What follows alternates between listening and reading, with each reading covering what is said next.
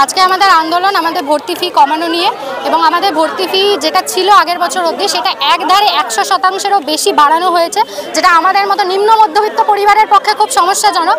এবং সেটা আমরা জুন মাসে আমাদের অথরিটির কাছে জানিয়েছিলাম, আমাদের রেজিস্ট্রার স্যার বিশ্বজিৎ দাসের কাছে আমরা জানিয়েছিলাম যে স্যার আমাদের এটা সমস্যা হচ্ছে, আমাদের হয়তো অনেকে পড়াশোনাটা বন্ধ হয়ে যাবে। উনি আমাদের মিথ্যা আশ্বাস দিয়েছিলেন, যা রেকর্ডিংও আমাদের কাছে রয়েছে, যে তোমরা তো আমাদের সন্তান সম, আমরা অবশ্যই চেষ্টা করব এবং তোমাদেরকে নিয়ে আমরা একটা মিটিং করব, প্রত্যেকটা ডিপার্টমেন্টে দুজন করে স্টুডেন্ট রিপ্রেজেন্টেটিভ হিসাবে থাকবে এবং সেটার জন্য নামও নেওয়া হয়েছিল স্টুডেন্টদের, যেখানে আমিও বর্তমান ছিলাম। উনি সেই মিটিংটা আদৌ করলেন না। হঠাৎ করে তিনি এই এক সপ্তাহ আগে আমাদের পরীক্ষার ডেট দিয়ে দিলেন, অ্যাডমিশন ফিজের ডেট দিয়ে দিলেন, দিয়ে আমাদের পরীক্ষার ডেট দিয়ে দিয়েছেন 16 তারিখ থেকে। আমাদের দাবি আপনারা যখন মানবেন না, আপনারা যখন করবেন না, ফিজটা কমাবেন না, তাহলে 2.5 মাস আমাদেরকে পিছিয়ে দেওয়া হলো কেন? এবং একজন রেজিস্ট্রার একটা বিশ্ববিদ্যালয়ের অথরিটিতে যিনি রয়েছেন, তিনি কিভাবে আমাদের স্টুডেন্টদেরকে মিথ্যা কথা বলে মিথ্যা আশ্বাস দিলেন? এটার আমাদের জবাব দিতে হবে এবং আজকের পর যতদিন না এই দাবি মানা হবে ততদিন আমরা এইভাবে আন্দোলন করব। কালচারটা বলতে আন্দোলনটা থামানোর জন্য, বেসিক্যালি আন্দোলনটা থামানোর জন্য, যেটা আন্দোলনটা না হয়। আমি একটাই কথা বিশ্বাস করি, যারা ভয় পায় তারাই ভয় দেখায়। তো যারা ভয় পায় তারা যখন ভয় দেখাচ্ছে, তার মানে ধরে নিতে হবে স্টুডেন্টরা ঠিক রাস্তায় আছে, স্টুডেন্টরা সতের পথে রয়েছে। আমাকেই দেওয়া হয়েছে, প্রথমে প্রলোভন দেখানো হয়েছে যে হয়তো ব্যক্তিগতভাবে আমাকে ভর্তি করিয়ে দেওয়া হবে বিনা পয়সায় বা অন্য কোনো রকম উপায়ে।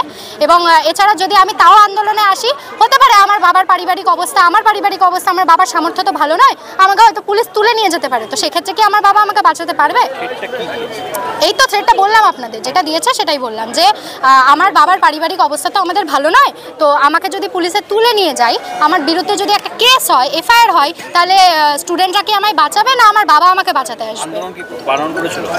হ্যাঁ, আমাকে ব্যক্তিগতভাবে বলা হয়েছিল তুমি আন্দোলনে যেও না, এবং উনি আমার খুব শুভাকাঙ্ক্ষী, উনি আমার খুব ভালো চান।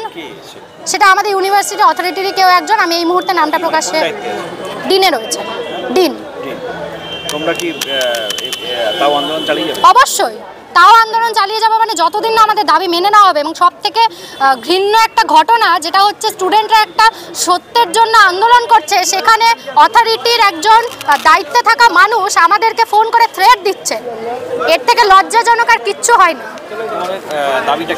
আমাদের দাবি, আমাদের ভর্তির ফিজ অলরেডি আমরা ফার্স্ট সেমিস্টারে সেই সমস্ত মানে বর্ধিত আমাদের রয়েছে 4,820 টাকা, যেটা আমাদের ছিল 2300 টাকা, অর্থাৎ 100%-এরও বেশি আমাদের ভর্তির ফিজ বাড়ানো হয়েছে।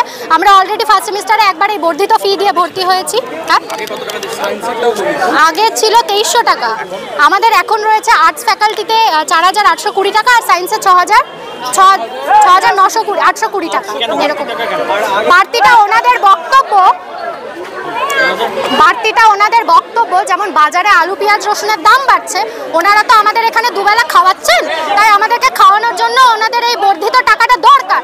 এবং অন্যান্য যে ইউনিভার্সিটি রয়েছে, Calcutta university, north Bengal university, এই সমস্ততে ওনারা স্টুডেন্টদের পেছনে কোনো খরচা করেন না, এবং ওনাদের ওখানে নিম্নতম মূল্যে ওনাদের ওখানে ভর্তি নেওয়া হচ্ছে, সেটা আমাদের এখানে 100% বেশি কেন?